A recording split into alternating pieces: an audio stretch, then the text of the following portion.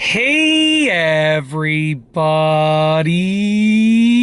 I'm here today to show you and tell you how to turn the Vivitar Instaprint camera on and off. And this will be a tutorial, so let's get right into this instructional video tutorial.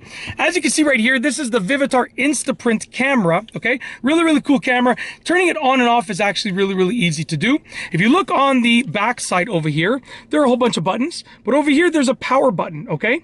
Right over there's a power button. And essentially to turn the camera on, you want to press and hold the power button for just a couple seconds, and you're going to hear a chime as it turns on, just like this.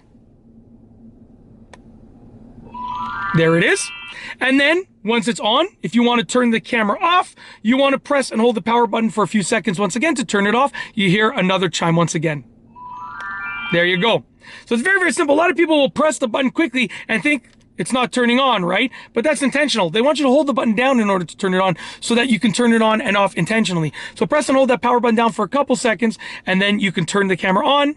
And then obviously do the same thing. Once it's turned on, you're going to press and hold it down just for a couple seconds, and you can turn the camera off as well. Very easy to do. They designed it so that you can intentionally turn it on and off, and it's not going to like turn on by accident when you just press the button like that. Really cool feature, and it's great. And if you're having trouble understanding how to turn your camera on and off, this has been a tutorial designed to help you, and hopefully it helps you out. Really easy to do. And yeah, I got nothing else to say. I tried to keep it short and sweet and straight to the point. Hopefully you enjoyed this video tutorial. And with nothing else to say, we're going to roll the outro. If you like this video, please be sure to give it a thumbs up. Let me know what you think down below as a comment. And of course, be sure to subscribe for more great videos just like this one. And that's all I have for you today. Thanks for watching.